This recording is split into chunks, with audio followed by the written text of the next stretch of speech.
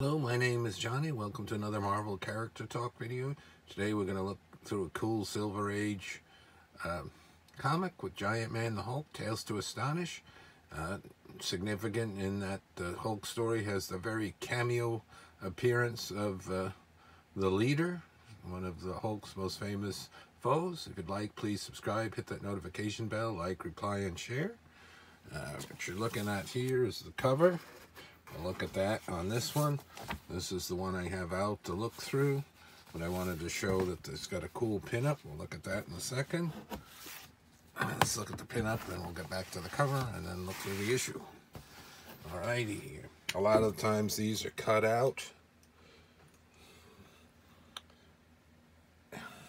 Sometimes they affect the story and other times they don't. So it's really unfortunate when they're gone in any event, but at least this one, it's an ad on the other, so if they removed it, it wouldn't affect the story. So very cool. I believe that's Jack Kirby art. Pinup, they did a whole series of pinup at this time period of late '64 in the Marvel Silver Age. You look at the cover. Hulk breaks loose and attacks the chameleon. There he is. Seeing the chameleon here. If I'm not mistaken, that might be the first cover appearance of the chameleon, except I think he might have had a cameo on his face in Amazing Spider-Man 15, but when he was introduced, he wasn't on the cover of that Spider-Man #1. So it was neat he showed up here, and it's doubly cool because Steve Ditko is doing the art and the Hulk in this story. And here's the Giant Man. Look at the Giant Man story quickly, and then get to the Hulk. Credits here. Stan Lee, Carl Burgos. He goes back to the original Human Torch. Dick Ayers. So Giant Man's working on something to increase the size and growth of plants, so it would help with food in the countries, and something goes wrong, so he has to attack that. And at the same time, there's a burglar around, and he gets caught up in it, and he gets in there and sees Hank Pym, Giant Man, Ant-Man. He gets knocked out. He sees that, and then at this point in time, Hank Pym was changing by the helmet helping him to do that, so this imposter takes his outfit and has to learn how to control being Giant Man and Ant-Man, and they're going to go on a little bit of a crime spree. It's cool for ads on one page. There we go. This is some of the quintessential Marvel feel this time period, I think, for the Silver Age, when they're still coming out with a lot of cool villains and still just finding their way. Stan Lee was writing most of all the stories, making Jack Kirby work as much as he could. And there's the Wasp. And thinks it's Hank, but then soon discovers that it isn't. She talks about, she was going to show the new way she designed the helmet. Looks kind of cool. So she attacks him. Hank comes back. And they're going to use the ants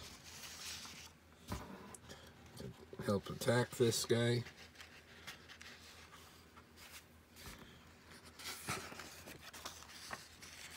Cool cross section of an ant city. He has to stop the taproot. He gives that guy a punch, and that was the end of him. And he's got to control the plants. But look at this here. She tells us this is kind of unusual here, because he didn't want to turn this guy in. You let him go, Hank? No, not quite. We biochemists know a few little tricks too. I just happen to have some memory loss serum laying around. He doesn't even remember he had been a crick. He goes straight from one on. Seems a little bit convenient, but Some of these stories were simpler back then. So I mentioned Hulk. Cool, it's got a letters page, special announcements, and then they started with a checklist. What FF's out? 33 with Submariner, and Spider-Man's still only on 19. I'm talking about how the Hulk looks, so he should look more monstrous. And then here's Enter the Chameleon. So we got George Bell, inker, drawn by Ditko and written by Lee. Got him captured. Look at him, he looks sort of like Frankensteinish. It's cool, and of course the Chameleon looks good because Ditko was drawing him. And look, so they're hiding what the leader looks like.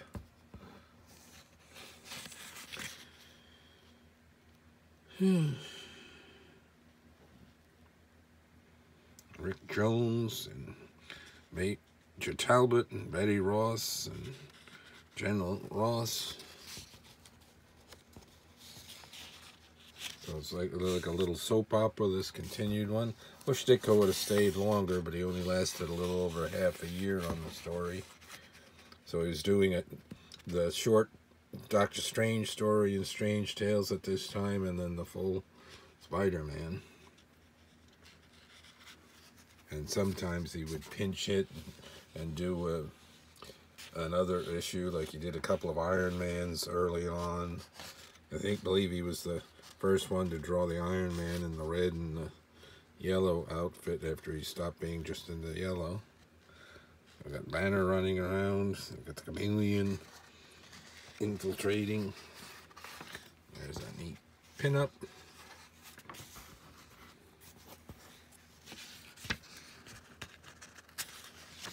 These old comics have a nice old comic smell to them too.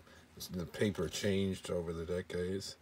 It was almost a little bit like Peter Parkerish. There he's busting out, attacking. How is he there? Stay back. So how can we see Banner and Hulk at the same time? I guess the Chameleon's running around. This is cool looking. An escape. Chameleon is on there.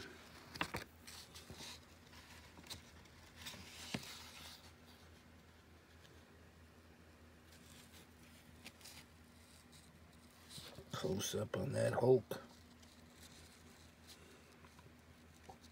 It's nice to preserve these comics on video like this, page by page. Not only the main story, but all the ads and everything. There he is again with that dark around his eyes. There's a definite change on how they were drawing them. So the Chameleon is going to get away. Is there a connection between Bruce and the Hulk? And then what is the leader? He's cooking up something, he's doing something. Feeling or something. So these are these pink inhumanoids. They're kind of cool. I have some of those in the Marvel Hero Clicks. That's something you get a whole bunch of to attack the Hulk. So here we go. Shall learn more about who calls himself the leader. New adult fantasy soap opera starring the most powerful, most paging mortals of all time, the Incredible Hulk. So that's a look at this issue. Thank you for watching, everybody. Until next time, more Marvel character talk. Thank you.